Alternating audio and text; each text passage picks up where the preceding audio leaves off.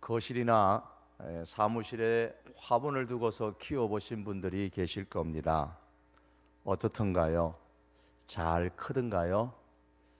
신방을 가보면 간혹 베란다에 화분을 잘 이렇게 키우시는 교인들을 볼 때가 있습니다.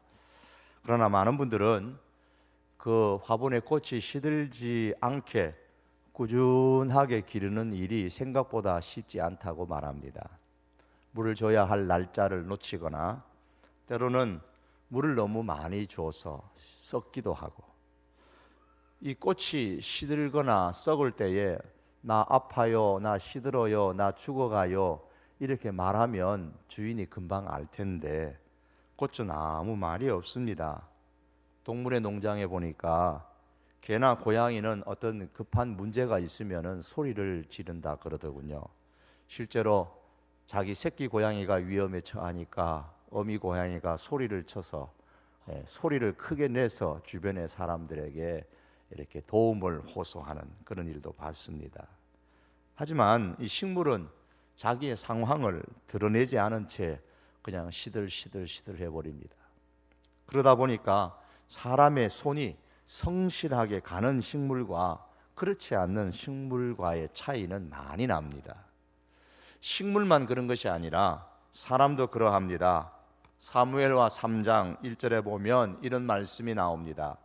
사울의 집과 다윗의 집 사이에 전쟁이 오래매 다윗의 집은 점점 강하여 가고 사울의 집은 점점 약하여 가니라 그랬습니다.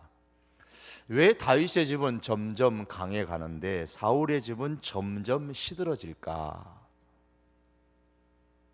참 우리 모든 성도들의 가정이 시들어져 버리는 그런 가정이 아니고 약해져 가는 가정이 아니라 다윗의 집처럼 점점 강해져 가는 그런 가정들이 되었으면 좋겠습니다. 어떻게 그렇게 될 것인가? 오늘 본문 1절은 이렇게 시작합니다. 다윗의 아들 솔로몬의 왕위가 견고하여 가며 그의 하나님 여호와께서 그와 함께 하사 심히 창대하게 하시니라. 솔로몬의 왕위가 견고하여 가고 있다고 했습니다. 심히 창대하게 되어 갑니다. 어느 정도냐 하면 읽지 않은 내용, 오늘 보충하는 설명이 14절에서 17절입니다. 어느 정도로 창대했는가, 어느 정도로 견고한가에 대한 부연 설명을 조금 하고 있습니다.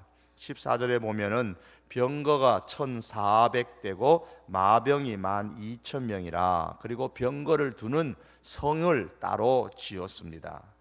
열왕기상 4장 26절의 말씀 보니까 솔로몬의 그 병거의 말을 두는 그 외양간이 4만 개가 있었다 그렇게 말씀합니다. 17절에 보면 그 병거는 애굽에서 수입한 것이죠. 오늘 본문 17절 읽지 않았습니다만 애굽에서 사들인 병거는 한 대에 얼마냐면 600세겔이라 그랬습니다. 말은 한 필에 은 150세겔로 수입했습니다. 당시에 이 화폐 단위로 이야기를 했는데 600세겔이면 약 한 0.2달란트 정도. 신약 시대로 오면 1달란트가 한 6천 데나리온이고 한 데나리온이 신약 시대에는 하루 품삯이라면 대충 600세겔이면 어느 정도의 가치가 있는지는 짐작이 되어집니다. 현대 돈으로 말하면 한 6천만 원 정도. 그런데 이것이 오랜 세월 과거에 솔로몬 시대에는 엄청 비싸겠죠. 예를 들면은 올해 현대의 가치로 6천만 원이 조선 시대는 얼마겠느냐 말입니다. 저 고려 시대는 얼마의 가치가 있을 것인가? 상당한 차이가 있겠죠. 예를 들면 우리나라 FX 차세대 전투기 사업을 계획을 하면서 이제 공군의 전투력을 강화시키기 위한 그런 사업인데 비행기를 이제 수입을 해야 되는데 어느 비행기를 수입할까 예산을 세웠는데 예산이 8조 3천억 원의 예산을 세워서 이제 비행기 60대를 사려고 하는데 8조 3천억 원도 예산이 모자라서 지금 못 샀습니다. 8조 3천억 원이면 60대를 산다 그러면 대충 한 대의 가격이 1,400억이 됩니다. 뭐 몇백억이 아니고 1,400억이니까 엄청난 가격이죠. 그런데도 돈이 모자라서 아직 못 샀습니다. 왜 이렇게 많은 돈을 들여서 비행기를 사려고 합니까? 그 돈 가지고 다른 거 하면 많이 할 텐데요. 국방력을 튼튼히 하기 위한 것이죠. 군주는 자국민을 지키기 위해서 외세의 침략을 막을 국방력을 튼튼히 해야 그 백성이 든든하게 평안하게 살 수가 있습니다. 열왕기상 4장 24절에 보면 솔로몬이 다스리는 그 나라는 사방에 평화가 있었다고 말씀합니다. 또한 4장 21절에 보면은 이 솔로몬 시대에는 각 나라의 나라들이 조공을 이 솔로몬에게 바쳤다고 했습니다. 그만큼 국방이 강했습니다. 그러한데 이 솔로몬은 나라를 든든하게 하기 위해서 애굽으로부터 이렇게 많은 병거들을 수입해서 두었습니다. 나라가 평안하려면 국방력이 아니라 잘 살아야 되겠죠. 경제력이 있어야 됩니다. 오늘 15절의 말씀에 보시면 왕이 예루살렘에서 은금을 돌같이 흔하게 하고 백향목을 평지에 뽕나무같이 많게 하였다 그랬습니다. 은금, 요즘으로 말하면 화폐가 되겠죠. 물질이 돌같이 흔했다는 말은 그만큼 경제가 풍요로웠다는 것이고, 그 당시에 가장 좋은 나무가 백향목인데 이 백향목은 수입하는 수입목입니다. 그런데 그 수입하는 가장 귀한 나무가 그 자국에 있는 뽕나무, 가장 흔한 뽕나무처럼 많았다, 그렇게 표현을 했습니다. 이것은 솔로몬 시대에 이스라엘의 경제력이 든든했다는 것을 표현하는 겁니다. 국방력과 경제력이 견고하게 되니까, 창대하니까 백성들의 삶이 평안했습니다. 열왕기상 4장 25절에 솔로몬이 사는 동안에 유다와 이스라엘이 단에서부터 부엘세바, 단이다 그러면 제일 북쪽이고 부엘세바라 그러면 애굽 바로 위에 있는 이스라엘의 마지막 남쪽 땅입니다. 다시 말하면 이스라엘 전역에 포도나무 아래와 무화과 나무 아래에서 평안히 살았더라 그랬습니다. 태평성대를 이뤘다는 거예요. 또한 열왕기상 4장 20절에 보면 유다와 이스라엘의 인구가 바닷가에 모래같이 많게 되며 먹고 마시며 즐거워하였더라. 백성들의 마음이 평안했다고 기록합니다. 자, 이것을 다 종합해 가지고 오늘 1절의 말씀에서 솔로몬의 왕위가 견고했고 솔로몬의 나라가 심히 창대했다는 말, 견고와 창대라는 이 두 단어로 솔로몬 시대를 표현을 했습니다.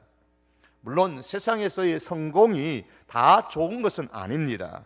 성경의 다른 곳을 보면 솔로몬이 이후에 자신의 성공을 잘못 관리해서 실패로 돌아간 인생에 대하여 말씀합니다.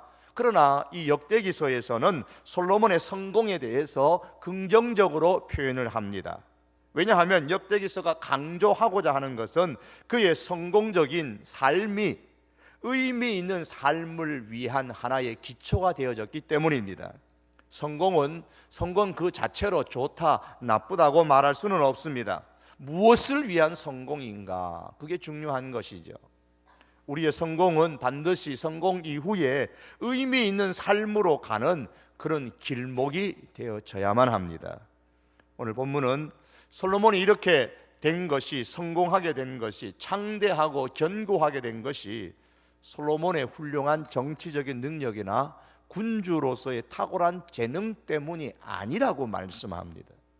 1절의 말씀에 다윗의 아들 솔로몬의 왕위가 견고하여 가며 그의 하나님 여호와께서 그와 함께 하사 심히 창대하게 하셨다 그랬습니다. 솔로몬의 왕위가 견고한 것과 심히 창대한 것이 하나님 여호와께서 그와 함께 하셨기 때문이라고 강조합니다. 나라도 교회도 사업도 가정도 하나님 여호와께서 저와 그와 함께 하사라는 말씀이 있어야 합니다. 오늘 1절의 말씀에 하나님 여호와께서 그와 함께 할 때에 그 솔로몬과 함께라는 이 그라는 단어에 솔로몬이 아니라 우리가 있어야 됩니다. 우리 성도교회 교인들이 이름이 거기에 있어야 합니다. 그래야 견고하게 되고 심히 창대하게 될 수가 있습니다. 창세기 39장에 보시면 요셉이 억울하게 감옥에 갇혔을 때의 상황에 대해서 설명하면서 그가 감옥에 있는데도 여호와께서 그를 범사에 형통하게 하셨더라고 하셨습니다. 그러면서 어떻게 형통할 수 있었는가를 설명을 하는데, 그 이유를 이는 여호와께서 요셉과 함께 하심이라. 감옥에서조차도 하나님이 요셉과 함께 하시니까 요셉이 형통하게 되었다고 했습니다. 사도행전 11장에 보면 안디옥 교회가 세워지는 과정이 나오는데요, 안디옥 교회에 대해서 설명을 하면서 수많은 사람들이 믿고 죽게 돌아오더라 그랬습니다. 얼마나 참 부러운 일입니까? 수많은 사람들이 믿었다, 그리고 주님께로 돌아왔습니다. 안디옥 교회로 통해서 그런 일들이 일어났습니다. 안디옥 교회가 견고하고 심히 창대하게 되었다는 말씀입니다.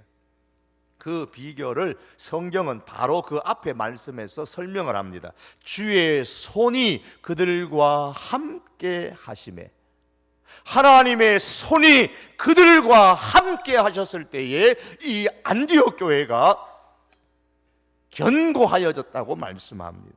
우리 성도교회가 견고하고 장대하게 되려면 하나님께서 함께 하시는 은혜가 있어야 됩니다. 여기에 모든 사람들이 관심을 둬야 할 인생 최대의 관심사가 있습니다. 시편 기자는 다윗이 어떻게 견고했는가에 대해서 이렇게 말씀합니다. 내 손이 그와 하나님의 손이 다윗과 함께하여 견고하게 하고 그랬습니다. 어떻게 하면 하나님의 손이 나의 인생과 함께 하실 것인가? 이게 문제입니다. 하나님의 손이 나를 굳게 붙잡으시기만 하면 우리의 인생이 견고하고 장대하게 될 수 있을 텐데 말입니다. 하나님께서 함께 하셨음에도 불구하고 그의 삶이 견고하지 못하고 장대하지 못했다면 거기에는 또 다른 관점에서 분명히 보아야 될 이유가 있습니다. 그러나 이 시간에는 오늘 역대기 하서의 본문의 말씀에 충실해서 말씀하기를 원합니다. 하나님께서 어떻게 솔로몬과 함께 하셨습니까? 이에 대한 해답이 이제 2절 말씀에서부터 우리가 읽은 13절의 말씀입니다. 이 말씀에 보면 크게 두 가지 이유가 나옵니다. 하나는 하나님께서 솔로몬과 함께 하시는데, 솔로몬이 6절에 보시면 1000마리의 희생 제물을 가지고 하나님께 번제를 드린 데서 찾을 수가 있습니다. 왜냐하면 이 1000번제로 인해서 하나님께서 솔로몬에게 내가 네게 무엇을 줄까라고 물어보셨기 때문입니다. 이것은 하나님께서 솔로몬의 1000번제를 기쁘시게 받으셨다는 뜻이죠. 역대하서는 다른 역사서와는 달리 다윗의 왕권이 솔로몬에게도 넘어가는 그 과정에서 일어났던 많은 사건들을 생략하고 있습니다. 아도니아가 반란을 일으켰다든가 또 여러 가지 그 일어났던 사건들, 전쟁들, 이것을 다 생략을 하고 솔로몬의 그 왕정 시대의 첫 출발로서 1000번제의 희생 제물을 하나님께 드렸다라는 이 사건을 강조하면서 1장에서 시작을 하고 있는 겁니다. 그만큼 1000번제는 솔로몬에게 중요한 의미가 있습니다. 하나님, 제가 왕이 되었습니다. 이것을 하나님 앞에 신고하는 신고식이에요. 동시에 하나님께 대한 헌신을 결단하는 의식이 바로 1000번제입니다. 여러분, 하나님께서 솔로몬에게 내가 너에게 무엇을 줄까라고 물으시는 이 말씀은 거저 주시는 말씀은 아니었어요. 7절에 보시면은 그날 밤에 하나님께서 무엇을 줄까 그렇게 물으셨어요. 그날 밤입니다. 그날 밤에 무슨 일이 있었습니까? 6절에 보시면 끝에 1000마리의 희생으로 번제를 드렸더라 그랬습니다. 바로 그날 밤입니다. 1000번제라는 그 헌신의 결단을 하나님께서 흡족하게 받으시고 응답하신 것입니다. 그러므로 솔로몬의 이 축복, 견고하고 심히 창대한 하나님의 손이 함께 하시는 이것은 헌신의 결단이라는 과정을 통해서 주어진 겁니다. 솔로몬은 1000마리의 희생제사를 통해서 자신이 다윗의 신앙을 계승하고 하나님의 말씀에 의존해서 나라를 다스리겠다고 헌신을 결단했던 거예요. 결국 1000번제는 신본주의 신앙, 하나님 중심의 신앙으로 가득 찬 솔로몬의 헌신의 결단이었던 겁니다. 하나님께서는 이것을 귀하게 여기시고 하나님의 손이 솔로몬과 함께 하셨던 겁니다. 또 하나는 하나님의 손이 솔로몬과 함께 하신 이유는 솔로몬이 하나님과의 관계를 바로 정립했기 때문입니다. 11절 하반절에 보시면은 하나님께서 솔로몬을 왕으로 세워서 다스리게 하셨다고 말씀합니다. 11절에 보시면 이런 말씀이 나오죠. 내가, 하나님이 솔로몬에게 이르시는 겁니다. 내가, 즉 하나님께서 너에게, 내게, 솔로몬에게 다스리게 한 내 백성을, 그랬습니다. 솔로몬이 다스리는 왕이 된 것은 내가 너에게 다스리게 했다, 그렇게 하나님이 말씀하십니다. 9절 하반절에 말씀해 보시면 솔로몬 역시도 그 사실을 인정을 합니다. 9절에 보시면은 주께서, 마지막 하반절에 주께서 나를 땅에 티끌같이 많은 백성의 왕으로 삼으셨사오니, 주께서 나를 왕으로 삼으셨습니다. 솔로몬이 고백입니다. 여기서 먼저 솔로몬은 하나님을 주라는 호칭을 사용합니다. 주께서 나를 왕으로 삼으셨다 그랬습니다. 이 솔로몬의 주인 되시는 하나님께서 솔로몬을 왕으로 세우셨다는 것이죠. 이 점에서 솔로몬과 지금 하나님의 생각이 일치됩니다. 또한 하나님께서 솔로몬을 이스라엘의 왕으로 세우셨으나 이스라엘은 솔로몬의 백성이라고 말씀하지 아니하시고 내 백성이라고 하나님께서 말씀하셨습니다. 11절 하반절에 역시도 내가 네게 다스리게 한 내 백성이다, 하나님의 백성이다 그러셨어요. 솔로몬 역시도 비록 자신이 이스라엘의 왕이었지만은 이스라엘 백성을 내 백성이라고 하지 않고 주의 백성이라 그랬습니다. 10절 하반절에 보면 이렇게 많은 주의 백성을 누가 능히 재판하리이까. 역시 여기서도 솔로몬은 하나님을 먼저 주라고 불렀습니다. 주의 백성입니다. 이 말씀은 이 이스라엘은 하나님의 백성인데 하나님께서 나에게 이스라엘 백성을 위탁해 주셨습니다, 그 말이에요. 회원 어린이집은 우리 교회 것이 아니죠. 나라 것입니다. 나라 것인데 나라에서 우리 성도 교회가 잘하니까 그럼 너희가 위탁해라, 그렇게 해서 우리에게 위탁해 주신 겁니다. 위탁한 받은 거예요. 우리가 우리 것은 아니에요. 그러나 우리가 위탁해서 운영을 하는 겁니다. 이스라엘은 하나님의 백성인데 솔로몬 것이 아닙니다. 그러나 하나님께서 솔로몬에게 위탁해 준 겁니다. 그러니 이스라엘은 여전히 하나님의 백성입니다. 하나님은 솔로몬의 주인이시고 이스라엘이 하나님의 백성이라는 점에서 하나님과 솔로몬의 생각이 여기서도 일치가 됩니다. 이렇게 하나님과 솔로몬의 생각이 일치되었다는 말은 하나님과 솔로몬의 관계가 바로 정립되어졌다는 말입니다. 어떤 관계입니까? 하나님은 주인이시고 솔로몬 나는 청직이라는 말입니다. 내가 위탁받은 청직입니다, 그 고백입니다. 자신이 이스라엘의 비록 왕이긴 하지만 자기 주인이신 하나님이 계시고 내 백성이 아니라 하나님께로부터 위탁받은 백성임을 고백함으로써 나는 하나님의 청지기일 뿐입니다 라는 이 청지기의 신앙을 솔로몬이 가졌던 겁니다. 하나님은 그런 솔로몬의 마음을 귀하게 여기시고 그와 함께 하셨습니다. 그러므로 하나님의 이 축복은 하나님과의 바른 관계, 청지기의 신앙에서 시작되는 것입니다. 하나님께서 나를 이스라엘의 왕으로 세우셨습니다. 이스라엘은 하나님의 백성이고 하나님은 나의 주인이십니다.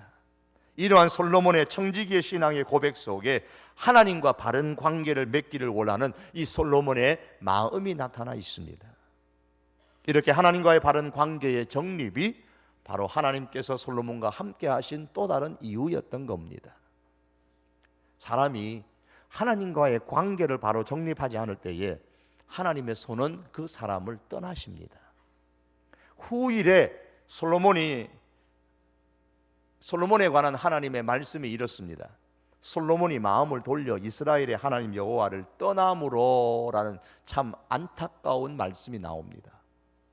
솔로몬이 마음을 돌려서 하나님을 떠났다고 말씀합니다. 그 결과 내가 반드시 이 나라를 내게서 빼앗아 너의 신하에게 주리라. 솔로몬의 마음이 하나님 앞에 있었을 때에, 하나님과 바른 관계를 맺었을 때에 하나님의 손이 그와 함께 하셔서 그의 왕권을, 그의 왕자를 견고하게 하시고 그의 나라를 심히 장대하게 하셨지만, 하나님을 떠났을 때에 하나님께서는 그 모든 것을 다시 회수하셨다고 말씀합니다.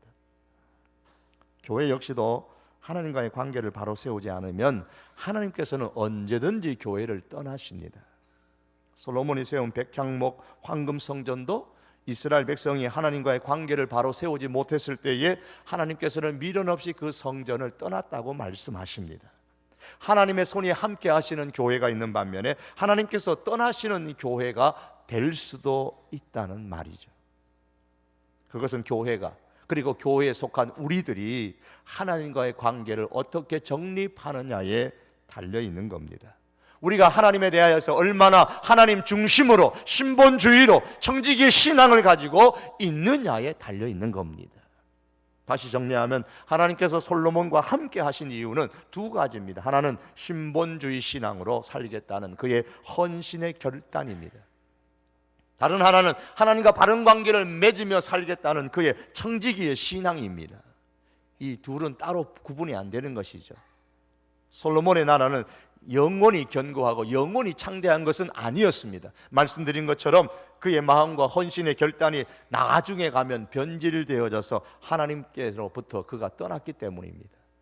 하지만 오늘 본문에 기록된 이 말씀은 솔로몬에 대한 부정적인 면을 제거하고 긍정적인 측면에서 기록을 하고, 그래서 제일 이 역대하설, 역대서를 읽는 첫 번째 독자 누구죠? 바벨론에서 돌아온, 바벨론에서 70년 식민지 생활하다가 해방되어져서 다시 돌아온 유다 백성들에게 주어진 말씀이에요. 그들이 돌아왔을 때에 뭘 해야 되죠? 성벽은 무너지고 예루살렘 도시는 무너지고 땅은 다 황폐해졌고, 이제 우리가 어떻게 살아야 되느냐는 거예요. 어떻게 살아야 이 황폐해진 이 나라, 이 도시, 우리의 가정, 우리의 삶을 다시 세울 수 있을 것인가? 이게 바벨론 70년 포로 생활을 하고 돌아온 이스라엘 백성들, 유다 백성들의 당면한 문제였습니다. 이에 대해서 하나님께서는 역대기를 통해서 말씀하시는 겁니다. 특별히 오늘 본문의 솔로몬의 1천 번째 이 사건을 상기시키면서 그들의 삶의 이정표를 설정해 주셨습니다. 하나님, 이제 우리가 어떻게 해야 됩니까? 우리의 삶은 하나님 보다시피 이렇게 도시는 다 황폐해 버렸습니다. 많이 무너졌습니다. 우리가 어떻게 다시 시작해야 됩니까? 그럴 때 하나님께서는 이렇게 하라 저렇게 하라는 구체적인 말씀이 아니라 먼저 삶의 이정표를 세워주셨습니다. 하나님 중심으로 살겠다는 헌신의 결단을 하라. 항상 하나님과 바른 관계를 맺고 청지기의 신앙으로 살겠다는 이 결심을 하거라. 하나님께서 이정표를 세워주신 겁니다. 사랑하는 성도 여러분, 이 말씀을 오늘 우리들에게도 주시고 읽게 하시고 묵상하게 하신 이유는 다른 게 아닙니다. 아, 솔로몬이 1,000번제를 드렸구나, 대단하네, 그 정도 기억하라고 주시는 말씀이 아니라 우리의 인생의 이정표를 바로 설정하라는 하나님의 음성입니다. 하나님 중심으로 살겠다는 헌신의 결단이 우리 가운데 있기를 원합니다. 항상 하나님과 바른 관계를 맺고 청지기의 신앙으로 살겠다는 그런 결단들이 우리 가운데 있기를 바랍니다. 하나님께서 우리에게 제시하는 삶의 이정표가 바로 여기에 있습니다.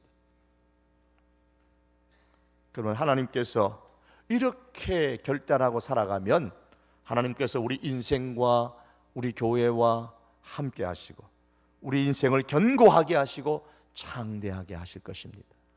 사랑하는 성도 여러분, 이것을 기억하십시다. 하나님의 축복은 하나님과의 바른 관계를 맺는 데서부터 시작되는 것입니다. 그리고 하나님의 축복은 하나님 중심으로 사는 헌신의 과정을 통하여서 우리 가운데 현실로 나타나게 되는 겁니다. 우리의 신앙이 하나님 중심으로 하나님께 헌신하는 성향을 갖고 있습니까? 아닙니까? 현대 포스트 모더니즘 다원주의의 핵심 중에 가장 그 핵심 중에 있는 그 사상이 뭐냐면 우주의 중심에 내가 있다는 거예요. 내가. 즉 나 중심입니다. 이게 현대인들에게는 굉장히 큰 인기죠. 내 중심에 있기 때문에, 이 우주가 내 중심에 있기 때문에 내가 어떻게 판단하느냐가 중요하고 내가 어떻게 해석하느냐가 대단히 중요하다고 생각합니다. 왜냐하면 절대적인 진리는 없는 것이고 모든 것이 상대적이라고 믿기 때문에 그런 거예요. 모든 것이 상대적인 거예요. 절대적인 것은 없어요. 포스트 모더니즘의 사상에서는 내가 단지 그 상대적인 것을 내가 단지 어떻게 판단하느냐, 내가 어떻게 해석하느냐, 거기서 진리도 달라진다고 얘기합니다. 이 포스트 모더니즘이 교회 안에 들어와서 악한 영향을 끼친 것 중에 하나가 바로 내 중심의 신앙생활을 아주 굳혀버리는 겁니다. 성경은 하나님 중심으로 살라고 말씀하지만 세상에서 들러온 이런 사상은 너 중심으로, 내 중심으로, 나 중심으로 살라고 자꾸 이야기를 합니다. 우리는 우리 자신도 모르게 여기에 대한 영향력 속에서 너무 많이 살아가고 있습니다. 서울 땅에서 땅값이 많이 올라가는 것은 주로 그동안의 매스컴을 통해서 보면 무엇 때문에 땅값이 많이 올라갔습니까? 저것이 공기가 좋나 뭐가 좋나 싶은데도 땅값은 엄청 올라가더래요. 왜 그래요? 나중에 알고 보면 자녀 교육 때문이다, 그런 얘기를 해요. 자녀 교육 때문에 몰린다는 거예요. 자녀 중심, 자녀 중심의 삶이에요. 그 자녀 중심의 삶이 한국의 땅값을 올리기도 하고 떨어뜨리기도 하고, 이사를 해도 자녀 중심. 우리는 좀 하나님 중심으로 좀 이사도 하고 하나님 중심으로 했으면 좋겠어요. 제가 기회가 있을 때마다 여기저기에서 말씀하는 가운데 우리가 저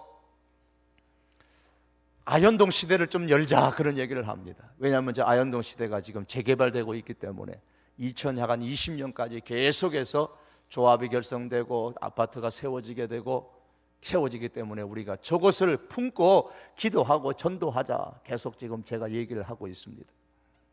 내년에 한 9월 달이 되면은 3,884세대인가요? 5세대가 이제 그쪽부터 이제 입주를 시작을 하게 되는데, 아마 올해 이제 지금쯤이면 이제 주로 이제 전세도 가고 집도 사고 하는 일들이 일어날 겁니다. 우리 교인들이 거기 좀 많이 갔으면 좋겠다라는 게 솔직한 제 마음이에요. 거기서 뭐 다른 거 바라보지 마시고, 그런 다른 환경 바라보지 말고, 내가 저곳에 하나님의 나라를 좀 확장해야 되겠다, 성도교회를 더욱더 부흥케 하는 어떤 초석을 내가 삼아야 되겠다는 그러한 하나님 중심의 마음을 가지고 그곳에 가서 전도 소그룹도 하고, 그곳에 가서 새로운 소그룹, 새로운 구역도 만들고 확장시켜 나가는 그런 일들이 그 가운데 일어났으면 좋겠다라는 그런 마음을 가져봅니다. 많은 분들이 이사할 때쯤 되신 분들은 한번 그곳에 관심도 많이 기울이시고 기도도 해봤으면 좋겠습니다.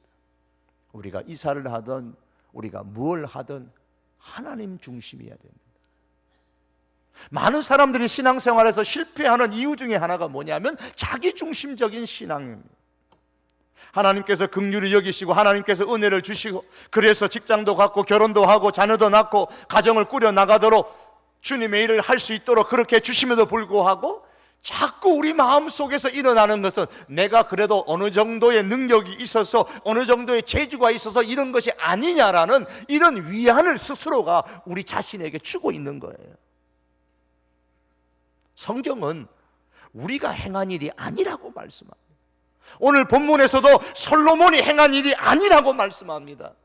하나님의 손이 솔로몬과 함께 하셔서 하나님께서 행하신 일이라고 오늘 본문이 말씀합니다.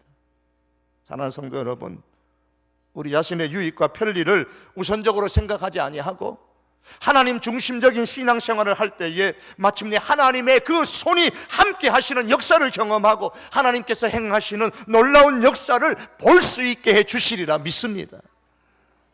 그러므로 여러분, 자꾸 내게 초점을 맞추지 마시고 나의 재능이나 나의 재주나 이런 데 초점을 맞춰서 때로는 실망하고 때로는 우쭐하고 우리가 그렇게 하지 말고 하나님의 구원을 바라보고 하나님의 능력을 바라보고 하나님의 그 일하심에 우리가 초점을 두고 살아갈 수 있는 그런 하나님의 사람들이 될 수 있기를 축복합니다. 하나님께서 그와 같은 사람 위에 하나님의 손을 얹어서 견고하게 하시고 창대하게 하시는 이 놀라운 하나님의 능력을 이 시대에도 경험하며 간증할 수 있는 우리 성도교회 교우들이 될 수 있기를 주의 이름으로 축복합니다. 기도하시겠습니다. 살아계신 하나님, 솔로몬이 행한 것이 아니요 견고한 것도 창대한 것도 하나님께서 행하셨음을 말씀하셨습니다. 솔로몬의 신본주의, 하나님 중심의 헌신의 결단을 보시고 솔로몬이 하나님과의 바른 관계를 맺고 청지기의 신앙을 가지고 사는 것을 보시고 하나님께서 하나님의 손을 솔로몬의 왕자에 얹으시고 그의 인생과 그의 나라에 손을 얹으셔서 견고하게 하시고 창대하게 하신 하나님, 오늘 우리 성도교회가 정말 하나님 중심으로 하나님과의 관계를 바로 정립하고 청지기 신앙으로 삶으로 하나님의 손이 함께 하시는 역사를 경험하게 하옵소서. 우리 온 성도교회 교우들의 가정이 하나님의 손이 역사하는 것을 경험하게 하여 주시옵소서. 이를 간증하며 찬양하며 감사하는 일들이 끊임없이 우리 교회 가운데 성도들의 삶 속에 일어나게 축복하여 주시옵소서. 예수님의 이름으로 기도하옵나이다. 아멘.